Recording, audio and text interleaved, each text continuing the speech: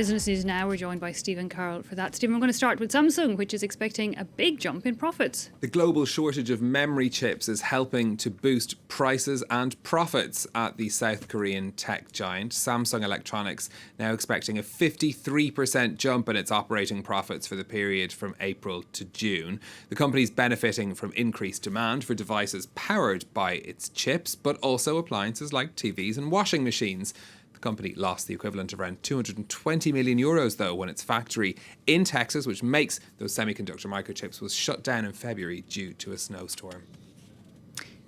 Meanwhile, in the United States, a controversial mega contract for the Pentagon has been cancelled with pretty big ramifications for the companies involved, Stephen. This is the so-called Jedi deal. It had been mired in legal challenges since the $10 billion contract was awarded to Microsoft over its rival Amazon.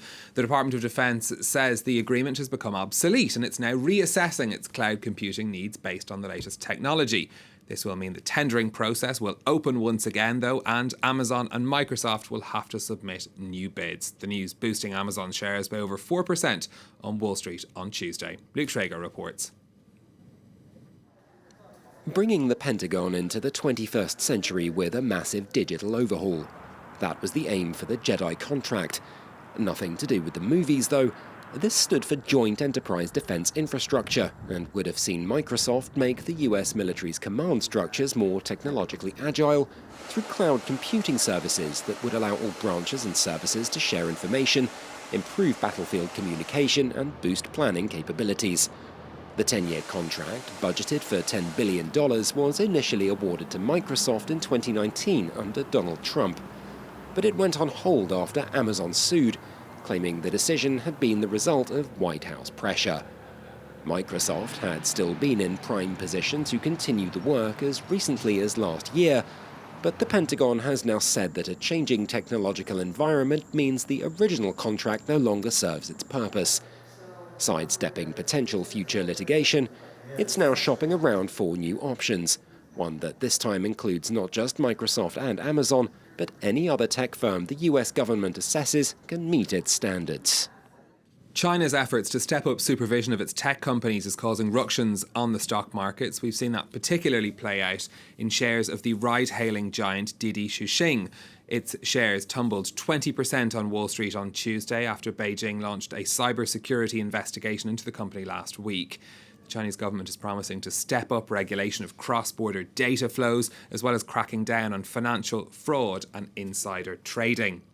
Well, that move is weighing on investor sentiment on the Asian markets today. Hong Kong shares down by almost 1%, 0.8% there, and the Nikkei in Tokyo also down by almost 1%. On European markets, which have just opened in the past few minutes, shares trading up at the open, mining and oil companies seeing the gains at the open there. That's for the stock markets. How are the oil prices doing? They were doing pretty well yesterday. That's right. We'd seen that spike in oil prices after the OPEC group of oil producers called off a meeting to talk about increasing supply, which might have driven down prices. We are seeing Brent crude reaching about $77 a barrel yesterday. As you can see, it's slightly lower than that today, but still up slightly on the day, trading just under $75 a barrel, holding on to much of those gains from earlier in the week.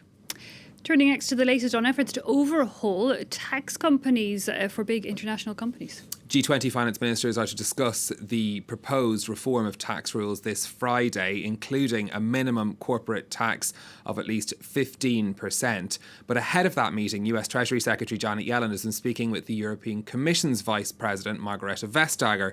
They were talking about the European Union's plans for a digital levy, which the US believes is inconsistent with the global proposal put forward at the OECD. This could be a stumbling block in these talks as they progress. Brussels says that plans for its own tax would be complementary to this new global deal. Meanwhile, here in France, controversy has broken out over the labelling of vegetables. A police investigation has discovered a wholesaler has been relabelling products imported from Spain as French. Consumer groups say the discovery is unsurprising. It's calling for inspections to be stepped up. Catherine Viette has the story. Zucchinis, carrots, asparagus. These vegetables are all labeled made in France. For shoppers at this local market, that's a major selling point. Je préfère acheter ici sur le marché plutôt qu'en supermarché. et en France, les produits français, quoi. C'est marqué Made in France, les gens ont plus confiance. The demand for fruits and vegetables with the Made in France label has led some wholesalers to lie about their product's origin. In southern France, an investigation discovered that one large wholesaler had imported several hundred tons of vegetables from Spain and then relabeled all the produce as having been grown in France. The motivation is money. A French-grown pepper fetches €1 more per kilo than a Spanish-grown one. It's a deception that hurts both customers and local farmers.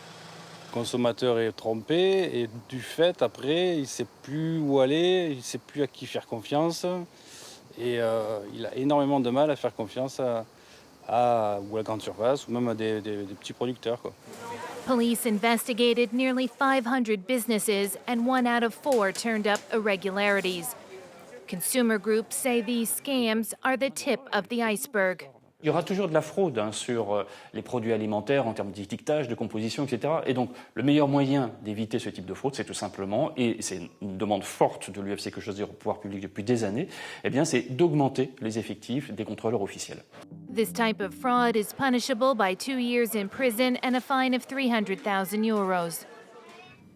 And finally, from you, Stephen, a new way to spend your cryptocurrency, well, if you have any. Indeed, if you have any. The auction house Sotheby's is to accept payments in Bitcoin or Ether for a diamond that it's selling in Hong Kong this Friday.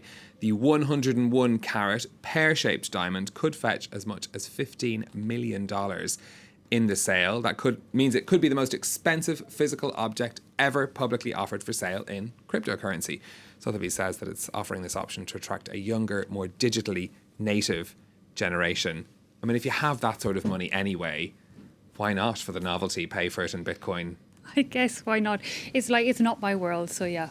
Whatever way you can pay, I it's think I impressive to prefer me. the diamond to the bit. I don't know about that. Yes, I would, definitely. Stephen, Carl, thanks a lot for that business update.